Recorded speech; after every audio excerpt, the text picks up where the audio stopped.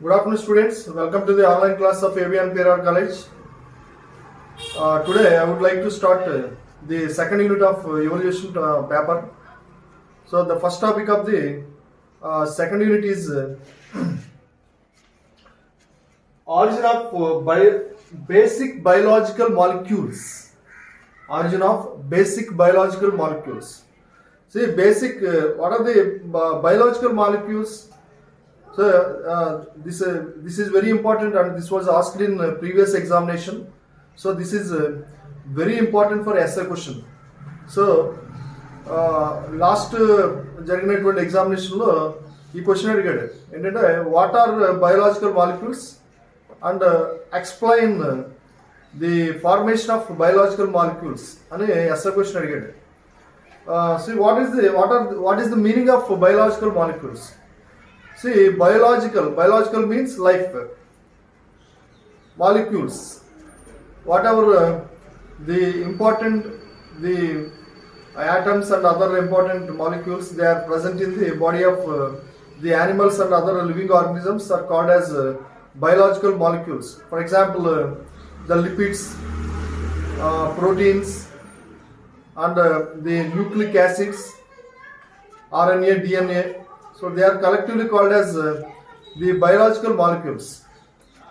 See how these biological molecules are formed in the body of the living organisms, and what is the process of evolution of these biological molecules.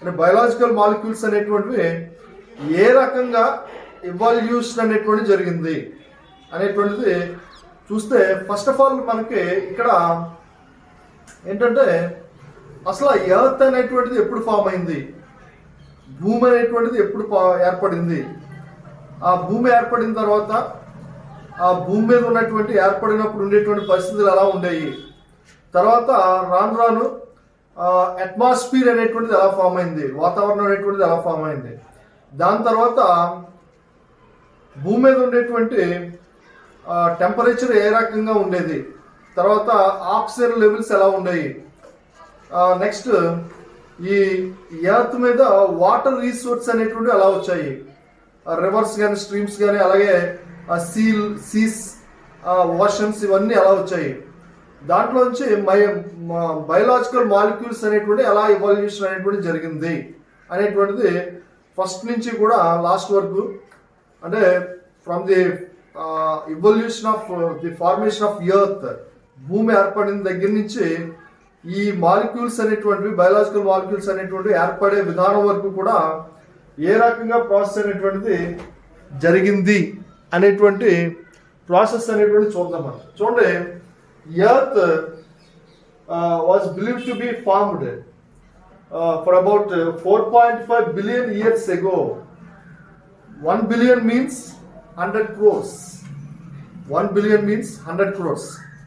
అంటే భూమి అనేటువంటిది ఇప్పుడు ఉన్నటువంటి భూమి 4.5 billion సంవత్సరాల క్రితం, 4.5, 1 billion అంటే చెప్పాను 100 కోట్లు, అంటే 400 కోట్ల 50 లక్షల సంవత్సరాల క్రితం భూమి అనేటువంటిది ఏర్పడిందని చెప్పి సైంటిస్టులు ఒక అంచనా వేస్తారు. దాన్ని 4.5 billion years ago it was estimated that the earth is evolved or formed for about 4.5 billion years ago. Next ఆ ఎర్త్ అనేటువంటి దాని మీద ఫస్ట్ లైఫ్ అనేటువంటిది ఎప్పుడు ఆరిజిన్ అయింది, ఫస్ట్ ఒక ప్రాణం అనేటువంటిది ఆ భూమి మీద ఎప్పుడు ఏర్పడింది అంటే 3.5 బిలియన్ ఇయర్స్ ఎగో. భూమి అనేటువంటిది 4.5 బిలియన్ సంవత్సరాల క్రితం ఏర్పడింది. ఆ భూమి మీద మొదటి ప్రాణి అనేటువంటిది 3.5 బిలియన్ ఇయర్స్ ఎగో, 3.5 బిలియన్ సంవత్సరాల క్రితము ఏర్పడిందని చెప్పి సైంటిస్టులు అంచనా వేస్తున్నారు. దాంట్లో మెయిన్గా మనకి భూమి ఏర్పడినప్పుడు at the early stage of the formation of the earth అనేటువంటిది ఫామ్ అయిన తర్వాత అట్మాస్ఫియర్ అనేటువంటిది ఎలా ఉండేది. ఇప్పుడు ఉన్నటువంటి అట్మాస్ఫియర్ ఆ టైంలో లేదు, భూమి ఏర్పడినప్పుడు లేదని చెప్పి సైంటిస్టులు ఒక అంచనా అనేటువంటి వేశారు. ఇప్పుడంటే చూడండి, మనకి ఎర్త్ నుంచి పైకి ఒక 10 to 12 కిలోమీటర్స్ హైట్కి వెళ్తే అది అట్మాస్ఫియర్. దాంట్లో మనకి కావాల్సినటువంటి ఆక్సిజన్ ఉంటుంది, అలాగే మిగతా గ్యాసెస్ అన్నీ కూడా ఉంటాయి. అన్నీ కలిపి దాన్ని అట్మాస్ఫియర్ అంటాం మనం. అన్నీ కూడా డిఫరెంట్ లెవెల్స్లో ఉంటాయి. Nitrogen, oxygen, carbon dioxide, carbon monoxide, ఇలాగే ఇవన్నీ కూడా ఉంటాయి. కానీ ఎర్త్ ఫస్ట్ ఏర్పడినప్పుడు మాత్రం దాంట్లో ఇవేమీ ఉండేవి కాదండి.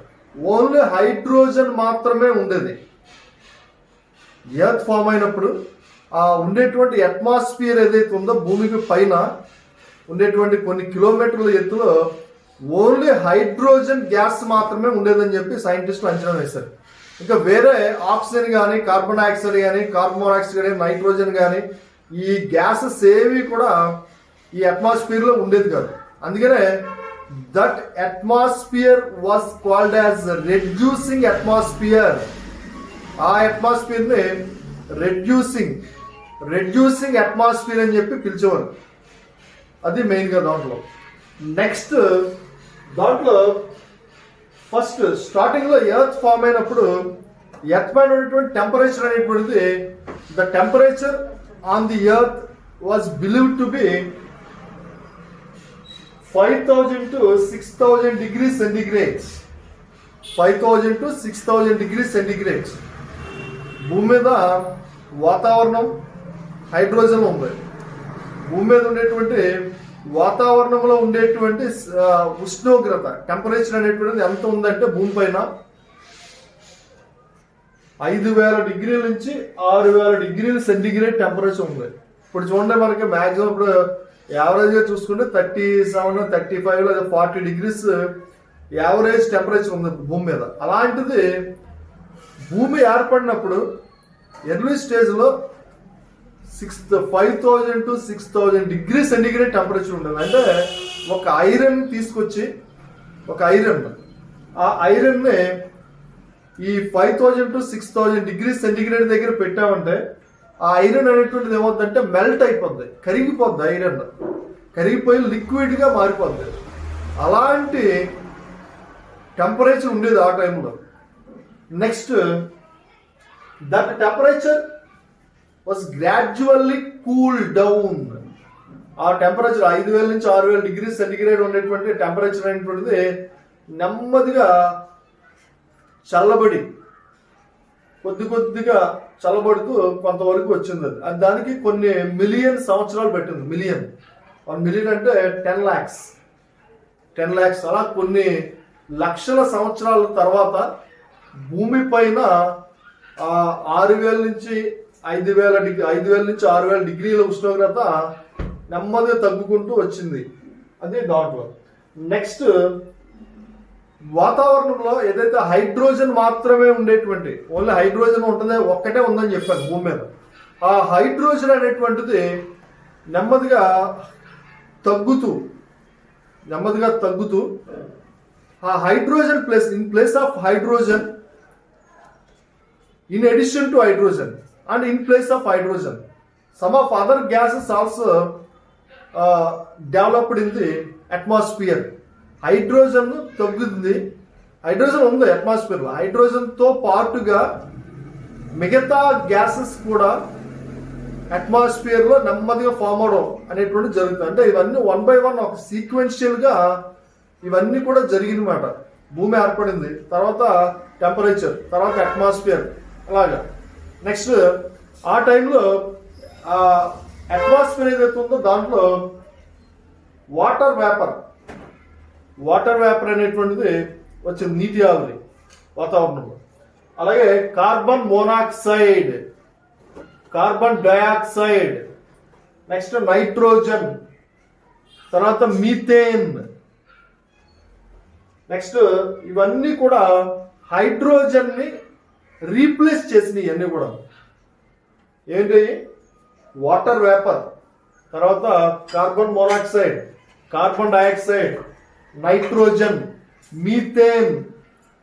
They replacing the hydrogen in the atmosphere అట్మాస్ఫియర్లో ఉన్నటువంటి హైడ్రోజన్ స్థానంలో హైడ్రోజన్ తగ్గి మిగతా గ్యాసెస్ అనేటువంటివి నెమ్మదిగా ఏర్పడడం అనేటువంటిది జరిగింది. దాని తర్వాత ఈ వాటర్ వేపర్ ఏదైతే మనకి అట్మాస్ఫియర్లో ఉందో ఆ వాటర్ వేపర్ అనేటువంటిది కండెన్స్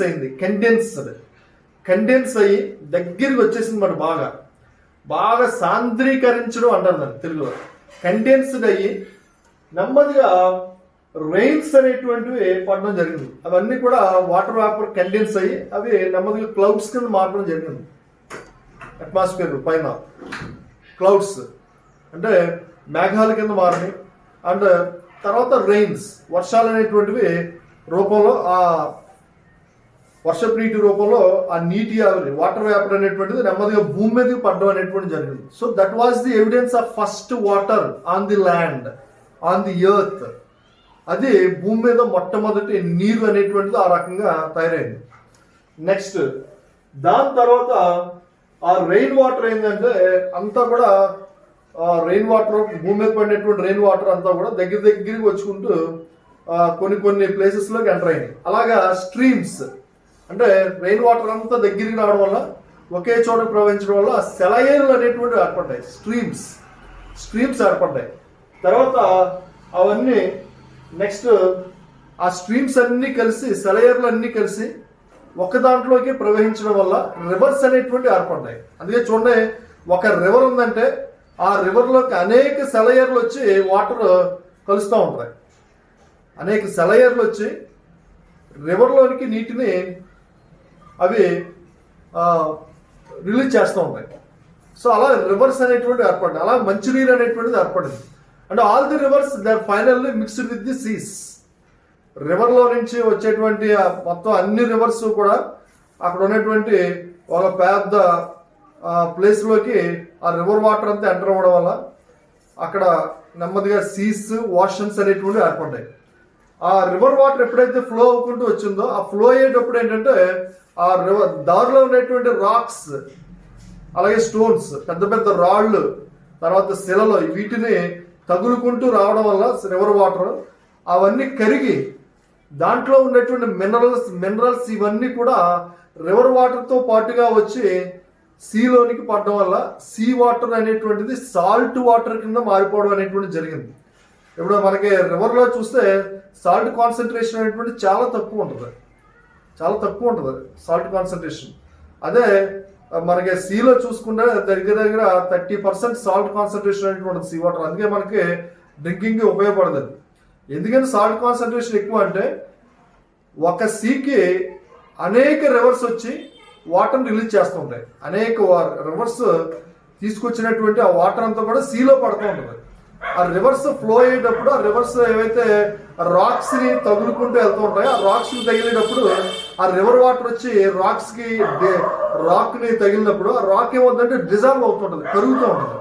ఆ రాక్ కరిగినప్పుడు దాంట్లో వచ్చేటువంటి ఆ మినరల్స్ సాల్ట్స్ ఇవన్నీ కూడా రివర్లో నుంచి సీలోకి వెళ్తూ ఉంటాయి. అలాగే ఒక సీకి అనేక వందల రివర్స్ వచ్చి నీటిని పంపిస్తూ ఉంటాయి, రిలీజ్ చేస్తూ ఉంటాయి. అందువల్ల అన్ని రివర్స్ లో ఉన్నటువంటి సాల్ట్స్ అలాగే మినరల్స్ అన్ని కూడా సీలోకి పడడం వల్ల సీ వాటర్ ఎక్కువ కాన్సన్ట్రేషన్ పెరిగిపోయి సాల్ట్ కాన్సన్ట్రేషన్ అనేటువంటిది ఎక్కువైపోవడం జరుగుతూ ఉంది. సో అలాగే సీ వాటర్ సీ వాషన్స్ అనేటువంటివి ఏర్పడ్డాయి భూమి మీద. నెక్స్ట్ నెమ్మదిగా ఆ సీ వాటర్ లో ఉండేటువంటి నెమ్మదిగా ఎయిర్ లో ఉండేటువంటి అట్మాస్ఫియర్ లో ఉండేటువంటి కార్బన్ తర్వాత హైడ్రోజన్ అట్మాస్ఫియర్ లో ఉన్నటువంటి కార్బన్ హైడ్రోజన్ ఈ రెండు కంబైన్ అవడం వల్ల నెమ్మదిగా CH-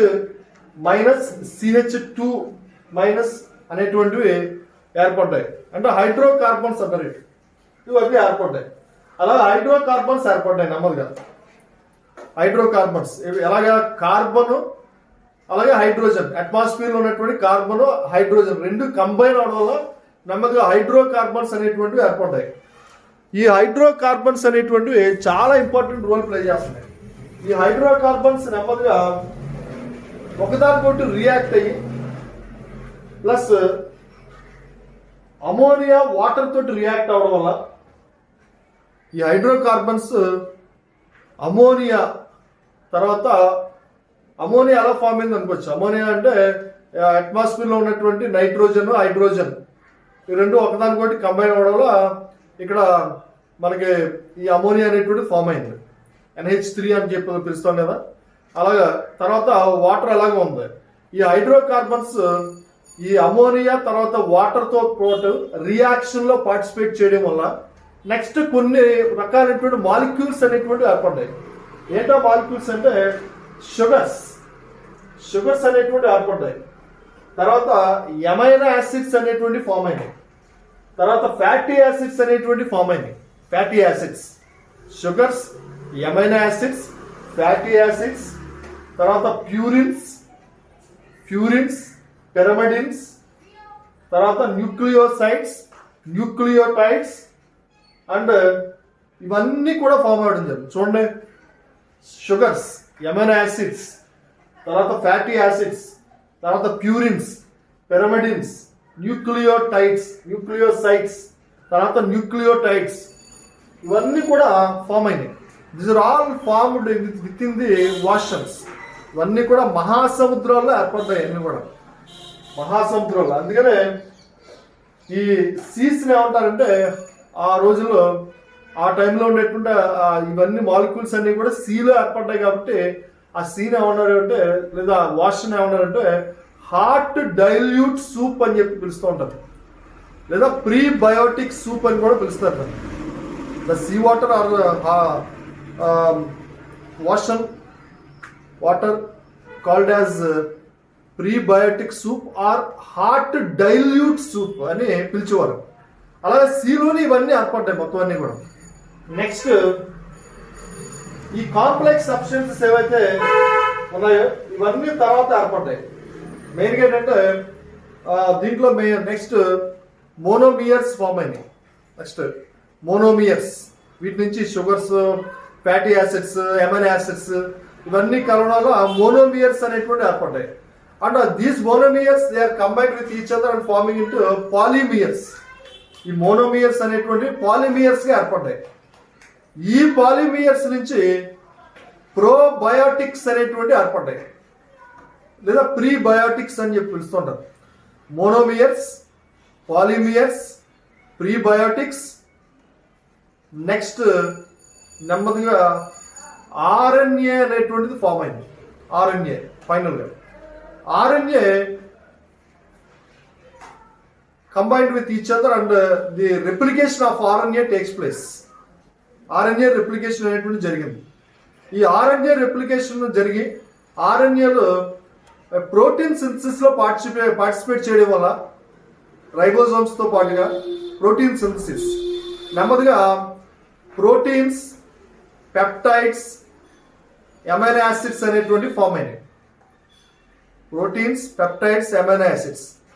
అక్కడి నుంచి నెమ్మదిగా ఈ లైఫ్ అనేటువంటిది DNA రూపంలో ఏర్పడడం అనేటువంటిది జరిగింది. సో ఇలాగా ఒక సీక్వెన్షియల్గా ఈ బయలాజికల్ మాలిక్యూల్స్ అనేటువంటివి ఏర్పడడం అనేటువంటి జరిగింది. దీంట్లో చూడండి, దాంట్లో ఫస్ట్ ఎర్త్ 4.5 బిలియన్ ఇయర్స్ ఎగో, తర్వాత ఎర్త్ మీద ఫస్ట్ లైఫ్ ఎవిడెన్స్ అనేటువంటిది 3.5 బిలియన్ ఇయర్స్ ఎగో జరిగింది.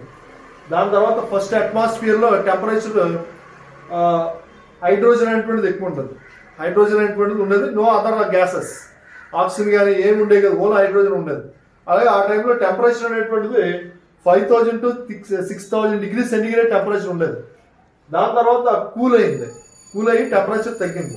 దాని తర్వాత వాటర్ వేపర్, నెమ్మదిగా ఈ హైడ్రోజన్ ప్లేస్లో water vapour, carbon monoxide, carbon dioxide, తర్వాత మీథేన్ మొదలైనటువంటి ఇవన్నీ కూడా అట్మాస్ఫియర్లో ఫామ్ అయినాయి.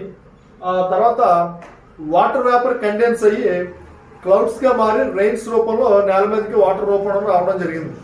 ఆ రివర్స్ అన్ని ఆ రెయిన్ అంతా కూడా వచ్చి ఒక ప్లేస్లోకి రావడం వల్ల రెయిన్ వాటర్ అంతా స్ట్రీమ్స్ ఫామ్ అయినాయి. ఆ స్ట్రీమ్స్ అన్ని కూడా కలిసి ఒక దాంట్లోకి రిలీజ్ అవ్వడం వల్ల అక్కడ రివర్స్ అనేటువంటి ఫామ్ అయినాయి. అలాగే అన్ని రివర్స్లో ఉన్నటువంటి వాటర్ వచ్చి ఒక ప్లేస్లోకి ఎంటర్ అవ్వడం వల్ల అది ఒక సీ లేదా వాషన్ అనేటువంటి తయారైంది. తర్వాత ఆ సీ వాషన్ అనేటువంటి దాంట్లో కార్బన్ లేదా హైడ్రోజన్ ఏదైతే అట్మాస్ఫియర్ ఉంది ఇవన్నీ కంబైన్ అవడం వల్ల ఇక్కడ హైడ్రోకార్బన్స్ అనేటువంటి ఫామ్ అయింది. నెమ్మది హైడ్రోకార్బన్స్ ఫామ్ అయిన తర్వాత వాటర్లోకి ఎంటర్ అయిన తర్వాత హైడ్రోకార్బన్స్ అక్కడి నుంచి షుగర్స్ ఫామ్ అయినాయి. తర్వాత అమైనో యాసిడ్స్, ఫ్యాటీ యాసిడ్స్, తర్వాత ప్యూరిన్స్, పిరమిడిన్స్, న్యూక్లియోసైడ్స్, న్యూక్లియోటైడ్స్ ఇలాంటివన్నీ కూడా ఫామ్ అయినాయి. ఇవన్నీ కూడా all these reactions are takes place in the sea water or oceans, hence they are called as that water is called as hard to dilute soup. అందుకే sea water లేదా వాషన్ water ఏదైతే ఉందో దాన్ని హాట్ డైల్యూట్ సూప్ అని చెప్పి పిలిచేవారు. తర్వాత next ఇవన్నీ కలవడం వల్ల నెక్స్ట్ మోనోమియర్స్ అనేటువంటి ఫామ్ అయినాయి. మోనోమియర్స్ నుంచి పాలిమియర్స్ ఫామ్ అయినాయి. ఆ పాలిమియర్స్ నుంచి ప్రీబయోటిక్స్ అనేటువంటి ఫామ్ అయినాయి. ఆ ప్రీబయోటిక్స్ ఒకదానికొకటి కంబైన్ అయ్యి రియాక్షన్లో పార్టిసిపేట్ చేయడం వల్ల ఆర్ఎన్ఏ అనేటువంటిది ఫామ్ అయింది. ఈ ఆర్ఎన్ఏ రెప్లికేషన్లో పార్టిసిపేట్ చేయడం వల్ల నెమ్మదిగా ప్రోటీన్స్, అమైనో యాసిడ్స్ అనేటువంటి కొత్తగా తయారయ్యి దాని నుంచి డిఎన్ఏ అనేటువంటిది ఫామ్ అయింది. సో అలా ఫైనల్గా ఒక హెరిడిటరీ